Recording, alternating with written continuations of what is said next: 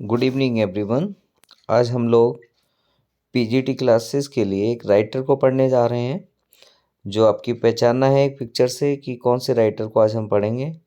तो बहुत ही जल्दी हम क्लास में आगे की तरफ बढ़ते हैं बिना किसी डिले के। ज़रा देखिएगा किस राइटर का फ़ोटो मैं आपको दिखाने जा रहा हूँ जिसके बारे में हम डिटेल में पढ़ेंगे। तो आप सभी लोगों का स्वागत है कौशल सर क्लासेस में। पढ़ेगा इंडिया तो बढ़ेगा इंडिया, पढ़ते रहिए, लोगों को पढ़ाते रहिए, नॉलेज आगे बढ़ाते रहिए। ये है राइटर, ज़रा पहचानिए कौन है ये। और जिस राइटर के बारे में आज हम डिटेल्स में पढ़ेंगे, इन अंकल को आप देख पा रहे हैं, नाम ज़रूर सुना होगा आपने। ये विलियम फॉकनर हैं, FAULKNER। पीजीटी की जो लोग तैयारी कर रहे हैं उन लोगों के लिए ये राइटर काफ़ी अहम है, काफ़ी इम्पोर्टेंट है। विलियम फॉकनर जी, जरा इनको एक बार गौर से देख लीजिएगा। ये हैं विलियम फॉकनर जी जिनके बारे में हम अब पढ़ेंगे। चलिए बिना किसी डिले के आगे बढ़ते हैं वीडियो में। विलियम फॉकनर, जिनका कंप्लीट नेम जो कि क्यूथवर्ट है। कभी कभी पेपर में क्वेश्चन में इस तरीके से पूछा जाता है कि विलियम फॉकनर का कंप्लीट नेम क्या है या उनका मिड नेम क्या है। तो आपको पता होना चाहिए विलियम फॉकनर का कंप्लीट नेम विलियम क्यूथवर्ट फॉकनर है। तो प्लीज़ उनका मिड नेम याद रखिएगा कि इनका मिड नेम क्या है। इनका मिड नेम जो है क्यूथबर्ट है, CUTHBERT, क्यूथबर्ट। आगे कुछ और फैक्ट इनके बारे में, विलियम क्यूथबर्ट फॉकनर के बारे में। नोबेल प्राइज़ फॉर लिटरेचर, इन्होंने लिटरेचर में नोबेल प्राइज़ जीता है 1949 में। बहुत ही इम्पोर्टेंट क्वेश्चन जो कि काफ़ी बार पीजीटी के एग्ज़ाम में पूछा गया है कि नोबेल प्राइज़ लिटरेचर में कब जीता था विलियम क्यूथबर्ट फॉकनर ने। आंसर इज़ 1949, प्लीज़ याद कर लीजिएगा। सेकंड थिंग, इनको कौन कौन से अवार्ड मिल चुके हैं। तो इनको काफ़ी सारे अवार्ड्स मिल चुके हैं जिसमें कुछ फेमस अवार्ड हैं। नेशनल बुक अवार्ड 1955 में, पुलित्जर प्राइज़ अवार्ड 1955 में, US नोबेल बुक अवार्ड 1951 में। ये 3 अवार्ड्स हैं जिसमें ये पुलित्जर अवार्ड 1955 का काफ़ी इम्पोर्टेंट है। जैसे कि पुलित्जर प्राइज़ के बारे में, रॉबर्ट फ्रॉस्ट के बारे में भी क्वेश्चन आता है कि 4 बार किसने पुलित्जर प्राइज़ को जीता था। तो उसका आंसर रॉबर्ट फ्रॉस्ट था। बट यहाँ पर हम फॉकनर के बारे में पढ़ रहे हैं, इनको भी पुलित्जर मिल चुका है 1955 में। चलिए आगे बढ़ते हैं, ज़रा इनकी फैमिली बैकग्राउंड और इनके बारे में थोड़ा सा ब्रीफ इंट्रोडक्शन समझते हैं। विलियम फॉकनर ने बहुत सारी शॉर्ट स्टोरीज़ को, बहुत सारे स्क्रीन प्लेज, ऐसे नॉवेल्स लिखे हैं। वह एक अमेरिकन राइटर है, नोबेल प्राइज़ विनर है। ये बहुत इंपॉर्टेंट एस्पेक्ट है, याद रखना है। William Faulkner Nobel prize winner है और बहुत ही इम्पोर्टेंट राइटर है अमेरिकन सदर्न लिटरेचर में। हाँ, सदर्न लिटरेचर से काफ़ी बार क्वेश्चन आता है कि इसने किस लिटरेचर के बारे में लिखा है। तो इसने अमेरिकन सदर्न लिटरेचर के बारे में लिखा है। प्लीज़ ये याद रख लीजिए, आपके लिए बहुत इंपॉर्टेंट एस्पेक्ट है। सेकंड थिंग, इसकी बर्थ और फैमिली को लेकर, कहाँ पे जन्म हुआ था इसका। He was born to an old southern family of New Albany, Mississippi. आपको याद रखना है मिसिसिपी, मेन जो वर्ड याद रखना है वो मिसिसिपी है। मिसिसिपी में इसका जन्म हुआ था, ठीक है। तो प्लीज़ याद रखिएगा मिसिसिपी में इसका जन्म हुआ है। ये MISSISSIPPI, मिसिसिपी, 1897। ईयर याद रखेंगे 1897। He was the eldest son, और ये सबसे बड़ा सन था फैमिली में। 4 सन थे म्यूरी क्यूथबर्ट फॉकनर के, उसमें सबसे बड़ा यही है। Father mod Buttler. फैमिली की बात करूं तो ये सारी फैमिली ऑक्सफोर्ड मूव हो गई थी मिसिसिपी में 1902 में, ठीक है। तो यहाँ तक याद रखने की बात यही है, इसका जन्म कहाँ हुआ था, मिसिसिपी में 1897 में। और old southern family of New Albany. आगे बढ़ते हैं, जरा इसकी एजुकेशन को लेकर समझते हैं। विलियम फॉकनर की एजुकेशन को लेकर, he enrolled at University of Mississippi. कहाँ पे पढ़ाई की, ये क्वेश्चन भी पूछा गया है काफ़ी बार। तो इसने पढ़ाई जो है वो यूनिवर्सिटी ऑफ मिसिसिपी में की है और मिसिसिपी में ही इसका जन्म हुआ है, ठीक है। और उसने 1919 में अटेंड किया था ओल मिस और ड्रॉप कर दिया था नवंबर 1920 में 3 सेमेस्टर की पढ़ाई के बाद। अगला, desire to serve in army, इसकी बहुत बड़ी डिजायर थी कि वह आर्मी में सर्व करे। ठीक है, ये बहुत ही इम्पोर्टेंट है। यहाँ से उसके लिटरेचर के बारे में भी आपको आगे पता चल जाएगा। तो Faulkner wanted to join US army, लेकिन वह एक्सेप्टेड नहीं किया गया था। इसका कारण था शॉर्ट हाइट। याद रखिएगा, इसका कारण क्या था? इसका कारण था इसकी शॉर्ट हाइट, इसलिए इसको यूएस आर्मी में नहीं रखा गया था। बाद में इसने ज्वाइन किया था ब्रिटिश रॉयल फ्लाइंग कॉर्प्स को। ऐसा कुछ एविडेंसेस, सॉलिड एविडेंसेस तो नहीं मिलते हैं, बहरहाल हाँ, काफ़ी जगह ये गिवन है कि इसने ब्रिटिश रॉयल फ्लाइंग कॉर्प्स को ज्वाइन किया था। अब effect of world war second का क्या इफेक्ट पड़ा इस पर? तो इसने कुछ प्रोडक्टिव पीरियड माना जाता है इसका, कि अपनी राइटिंग कैरियर की बिगनिंग की है, और इसने वॉर के एक्सपीरियंस के बारे में भी लिखा, क्योंकि इसके बारे में अवेयर था। जरा इसकी मैरिजेस को लेकर पढ़ें। फॉकनर ने जब शादी की, उसकी स्कूल लव एस्टेल ओल्डहैम से और रोवन ऑक में रहते थे, जिसकी डॉटर का नाम जिल, और एस्टेल्स की डेथ के बाद सारी प्रॉपर्टी बेच दी गई थी यूनिवर्सिटी ऑफ मिसिसिपी को। ठीक है, ज़रा इसके अफेयर्स को लेकर कुछ बातें। He went through some romantic relationship affairs, जैसे कि मेटा कारपेंटर के साथ, जॉन विलियम्स के साथ, एल्स जॉनसन के साथ और जीन स्टीन के साथ। ठीक है, चलिए अब ज़रा इसके कैरियर को लेकर कुछ फोकस करते हैं। तो पब्लिश किए हैं इसने 13 नॉवेल्स और शॉर्ट स्टोरीज लिखी हैं काफ़ी सारी, और बिसाइड दीज उसने कंपोज किए हैं 2 वॉल्यूम्स ऑफ पोएट्री। लेटर उसने एक कलेक्शन ऑफ शॉर्ट स्टोरीज भी लिखा है, जो कि क्राइम फिक्शन स्टोरीज हैं। इसका वर्क बहुत ही अप्रिसिएटेड वर्क है। एक्सपेरिमेंटल मैनर में इसने सारी चीज़ों को लिखा है, और इसकी टेक्निक को लेकर क्वेश्चन पूछे जाते हैं, तो याद रखिएगा, ही often use stream of consciousness technique. किस टेक्निक का इसने यूज़ किया है? तो अक्सर ये यूज़ करते थे stream of consciousness technique. Death, he died myocardial infarction. किस वजह से इनकी डेथ हुई है?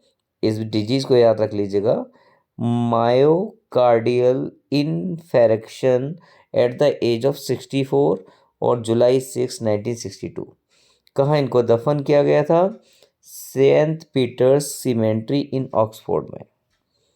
ईयर वाइज इनका कुछ सर्वे है, जिसको लेकर कुछ बातें बहुत शॉर्ट में अभी जल्दी से समझ लेते हैं। 1897 में इनका जन्म हुआ है। कहाँ हुआ है? तो न्यू अल्वेनी मिसिसिपी। दूसरा, 1902 इनकी फैमिली मूव हो गई ऑक्सफोर्ड मिसिसिपी, जहाँ पे विलियम ने मेजर पार्ट अपनी लाइफ का स्पेंड किया। तीसरा, 1915 में drop out of high school after 11th grade 11th के बाद इन्होंने हाई स्कूल ड्रॉप कर दिया। अगले सीरीज में पहुँचते हैं 1918, जहाँ पर इनका चाइल्डहुड स्वीटहार्ट एस्टेल ओल्डहैम, जिनका मैंने नाम बताया था अभी, मैरिड एनदर मैन। उन्होंने दूसरे आदमी से शादी कर ली थी, कर्नल फ्रैंकलिन से, और वो started drinking. But William officially added a u to his last name, जो कि आप विलियम फॉकनर का नाम पढ़ेंगे तो देखिएगा, इन्होंने यू को ऐड किया है अपने नेम में। 1919 में ओल मिस, ठीक है, यहाँ पे ये गए यूनिवर्सिटी ऑफ मिसिसिपी। 1919 में his first prose publication called Landing on Luck, एक शॉर्ट स्टोरी है जो अपीयर्स हुई थी मिसिसिपियन में। 1921 ऑक्सफोर्ड वापस लौटते हैं Mississippi and took a job as the postmaster at Ole Miss. Later he was fired for his negligence की वजह से इनको फायर कर दिया गया। 1924 अपने मेंटर की सपोर्ट, फिलिस्टोन की सपोर्ट से इन्होंने पब्लिश किए पहली बुक अपनी पोइट्री की, ठीक है, द मार्वल फॉन।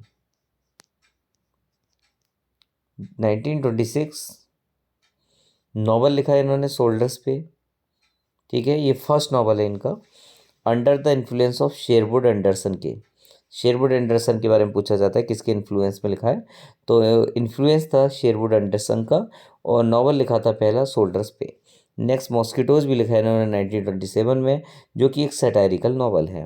1929 में उन्होंने शादी की चाइल्डहुड स्वीटहार्ट एस्टेल से। 1929 में बहुत ही फेमस क्या लिखा है इन्होंने लिखा है the sound and the fury. बहुत इंपॉर्टेंट है, 1929 में देखिए पीजीटी 2000 में आ चुका है क्वेश्चन। ठीक है, तो ये एक्सपेरिमेंटल नॉवल था इनका the sound and the fury. ये पब्लिश हुआ था, which was set in fictional city. पूछा जाता है कौन सी फिक्शनल कंट्री के अंदर ये सेटअप किया गया है, तो फिक्शनल काउंटी का नाम जो है योकना पटाफा। ठीक है, योकना पटाफा ये काउंटी है। यहाँ पे इन्होंने मतलब ये फिक्शनल नेम है एक तरीके का, इसको ऐड किया है कौन से नॉवल के अंदर, तो साउंड एंड द फ्यूरी के अंदर। But it receive little critical attention. It has 4 parts, इसके 4 पार्ट भी हैं। 1931 इन्होंने सेंचुरी पब्लिश किया, जो कि एक सेंसेशनल और रेसी नॉवल है, किडनैप्ड कॉलेज कोड के लेकर है, और ये बुक जो है बहुत ही बेस्ट सेलर साबित हुई। इसके बाद 1931 में इन्होंने पब्लिश किया as I lay dying, written only in 6 week, 6 हफ्ते के अंदर पूरी किताब लिख दी थी। ठीक है, which was rank among the best, जिसको बहुत बेस्ट नॉवेल्स में काउंट किया गया है 20 सेंचुरी में। विलियम ने इसको टूर डी फोर्स भी कहा है, मतलब एक बड़ा अचीवमेंट है उनके लिए। 1932 में वे अपना डेट को पे करने के लिए और लिखते हैं, तो फॉकनर ने वर्क करना शुरू किया विद MGM, मतलब पार्ट टाइम स्क्रीन राइटर के रूप में। और नेक्स्ट 13 ईयर्स में फॉकनर हॉलीवुड के लिए ट्रैवलिंग करते हैं for working on screen play. 1932 इनका जो एपिक एक्सप्लोरेशन है of race in the South, Light in August, ये पब्लिश हुआ। दोबारा सुनिए, लाइट इन अगस्त, ठीक है, ये पब्लिश हुआ था। 1935 हिज यंगर ब्रदर डीन, इसकी डेथ हो गई इन अ प्लेन क्रैश में 28 की एज में। 1936 में he fell in love with Meta Carpenter, ये एक मेटा कारपेंटर के साथ दोबारा से लव अफेयर में शामिल हो जाते हैं, जो इनकी सेक्रेटरी थी। He meets in Hollywood. और 1936 में इनका एब्सोलम एब्सोलम, बहुत ही फेमस एब्सोलम एब्सोलम, इसको ग्रेटेस्ट नॉवल के रूप में पब्लिश किया गया। इसके बाद पीजीटी 2005 का एक क्वेश्चन आ चुका है। 1938 में इन्होंने द अनवेंक्विश्ड भी लिखा है, the unvanquished. Portable Faulkner was published with the help of Malcolm Cowley editor, ये जितना इंपॉर्टेंट तो नहीं है। बहरहाल 1949 में he was awarded the Nobel prize, बहुत इंपॉर्टेंट क्वेश्चन है, 2013 में पूछा गया है। 1950 नोबेल प्राइज इनको मिला है, ईयर में डिफरेंस है 1 साल का। ये 1950 में इनको मिला है नोबेल प्राइज़, और 1949 में उनको अवार्ड किया गया, एक तरीके से कह सकता हूँ कैटेगराइज किया गया। 1950 में 50 की एज में ही met and fell in love with Joan Williams, जो कि एक स्टूडेंट एंड एस्पायरिंग राइटर थी बार्ड कॉलेज की। 1951 में उनको US नेशनल बुक अवार्ड मिला, ठीक है, 2 टाइम्स कलेक्टेड स्टोरीज के लिए मिल चुका है। 55 में इन्होंने पुलित्जर प्राइज गेन किया है, नेशनल बुक अवार्ड्स भी इनको मिला है। 1957 में इन्होंने एक्सेप्ट कर ली एक position writer in residence university of Virginia के अंदर, और फिर इनकी हार्ट अटैक की वजह से डेथ हो गई थी 65 की एज में। 1963 में इनके मरने के बाद इनका जो नावल था द रिवर्स, इसको पुलित्जर प्राइज भी मिला है। ठीक है, तो ये कुछ पॉइंट्स है जो बहुत ही इंपॉर्टेंट थे। कल वैसे मैं आपसे डिस्कस करूंगा उनके वर्क्स को लेकर, लेकिन आज की जितनी भी इम्पोर्टेंट चीज़ें हैं उसके बारे में आपको याद रखना है। इनका मिड नेम बहुत जल्दी से शॉर्ट में बताना चाहूँगा। मिड नेम क्यूथवर्ट है, बहुत ही इंपॉर्टेंट क्वेश्चन है। नोबेल प्राइज़ की ईयर याद कर लीजिएगा, 1949 में इनका नेम लिया गया था, 1915 में 50 में सॉरी इनको मिल चुका है। इसके अलावा और क्या इम्पोर्टेंट बात है जानने के लिए, तो इनके इंट्रोडक्शन के लिए यही बात याद रखनी है, ये नोबेल प्राइज़ विनर हैं। 1949 में इनको अवार्ड के लिए नॉमिनेट किया गया, और 1950 में इनको मिल गया। ठीक है, कुछ एक और इम्पोर्टेंट क्वेश्चन आज के लिए कि किस चीज़ के बारे में उन्होंने किस एरियाज़ को लेकर डिस्कस किया है, किस में लिखा है, तो यह है अमेरिकन सदर्न लिटरेचर। क्या लिखा है? American southern literature. ठीक है, अब ज़रा बर्थ और फैमिली को लेकर आते हैं। तो जन्म कहाँ हुआ था याद रखेंगे आप लोग, मिसिसिपी में 1890, 1907 में। ठीक है, पढ़ाई लिखाई के लिए इनकी फैमिली जो है इनके लिए मूव हो गई थी ऑक्सफोर्ड में 1902 में, जहाँ पे इनका पालन पोषण हुआ। ज़रा एजुकेशन की बात करें, यूनिवर्सिटी पूछी जाए आपसे तो याद रखना यूनिवर्सिटी ऑफ मिसिसिपी। ठीक है, और ये आर्मी में सर्व करना चाहते थे। क्यों इनको आर्मी में नहीं रखा गया? आंसर याद रखना है, शॉर्ट हाइट की वजह से। लेकिन बाद में इन्होंने British royal flying corps join कर ली। नेक्स्ट इंपॉर्टेंट बात, वर्ल्ड वॉर सेकेंड, ये पीरियड है इनका राइटिंग कैरियर का, यहाँ से इन्होंने लिखना शुरू किया है। मैरिज की बात करूँ तो पहली शादी इनकी एस्टेल ओल्डहैम से हुई है, जो इनकी स्कूल लव में पार्टनर थी। ठीक है, अफेयर्स काफ़ी जगह रहे, जैसे कि अभी मैंने आपको बताया था, Meta Carpenter, Joan Williams and Else Jonsson and Jean Stein. Besides what is more important, 13 novels इन्होंने लिखे हैं, ये एक इम्पोर्टेंट बात है। दूसरा कि बहुत अच्छी फेम मिली है, पोइट्रीज भी काफ़ी सारी लिखी हैं। ठीक है, जैसे ये किस तरीके की टेक्निक का यूज़ करते हैं, ये भी क्वेश्चन हो सकता है, तो आपको याद रखना है स्ट्रीम ऑफ कॉन्शसनेस टेक्निक। ठीक है, काफ़ी इम्पोर्टेंट है। डेथ कब हुई? तो 64 की एज में, जुलाई 6 1962 में हार्ट अटैक की वजह से इनकी डेथ हो गई। ठीक है, और क्या इम्पोर्टेंट हो सकता है आपके एग्ज़ाम के पर्पज़ से? ठीक है, तो सबसे पहले तो आप याद रखिएगा इनका बर्थ 1897। दूसरा, इन्होंने अपने नेम में ये यू ऑफिशियली ऐड कर लिया है 1918 में। ठीक है, और नेक्स्ट इम्पोर्टेंट क्वेश्चन आगे भी देखते हैं। हाँ, पहला नॉवल तो याद रखेंगे आप, फर्स्ट नॉवल सोल्जर पे है। सेकंड एक सटायरिकल नॉवल जिन्होंने लिखा है उसका नाम मॉस्किटो है, 1927 में लिखा है। ठीक है, 1929 वाला ये बहुत बहुत बहुत ज़्यादा इम्पोर्टेंट है, the sound and the fury. ठीक है, प्लीज़ इसके बारे में याद रखिए, यहाँ पे एक फिक्शनल काउंटी का भी नेम लिया गया है, वो ये है योकना पाटावा पटाफा। ठीक है, जो भी प्रोनाउंस है एक बार इसको देख लीजिएगा, काफ़ी इम्पोर्टेंट है। बिसाइड्स इन्होंने सेंचुरी एक सेंसेशनल रेसी नॉवल लिखा है 1931 का, 1931 में, SANCTUARY 1931 में, एज आई ले डाइंग। ठीक है, कुछ चीज़ें हैं जो वास्तव में आपको याद रखनी है एग्ज़ाम के पर्पज़ से। यहाँ से शॉर्ट में आप देख लीजिएगा कि सबसे पहले 26 में इन्होंने लिखा है सोल्जर्स पे, 26 में सोल्जर्स पे, 27 में मॉस्किटोज, 29 में साउंड एंड द फ्यूरी, 31 में इन्होंने सेंचुरी लिखा है, और 31 में ही एज आई ले डाइंग लिखा है। ठीक है, ये इम्पोर्टेंट है। इसके अलावा हाँ, ये 1936 वाला काफ़ी इम्पोर्टेंट है एग्जाम पर्पज से, हिज एब्सलम एब्सलम। ठीक है, ईयर पूछी जा सकती है, जिसको ग्रेटेस्ट नॉवल माना जाता है। ठीक है, इसके अलावा 1938 में अनवेंक्विश लिखा है इन्होंने। नोबेल प्राइज़ अभी दोबारा से बता दूं मैं आपको, 1949 में अवॉर्डेड और 1951 को नोबेल प्राइज़ दिया गया है। ठीक है, इसके अलावा बुक अवार्ड्स, पुलित्जर अवार्ड्स इनको मिल चुका है। फिर लास्ट में आप याद रखेंगे इनकी डेथ के बारे में, he died of heart attack at the age of 65।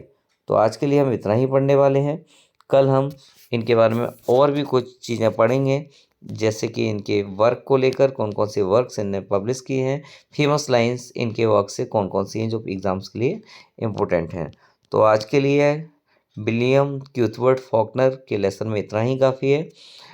दोस्तों पढ़ते रहिए, क्योंकि एग्ज़ाम्स कभी भी हो सकता है और ज़्यादा टाइम नहीं लग रहा है। जब भी होगा तो अगर आप पहले से ही कंटिन्यूस प्रिपरेशन कर रहे हैं तो आपके लिए बहुत बेहतर है। ठीक है, कल फिर मिलते हैं। Bye bye, tata, see you.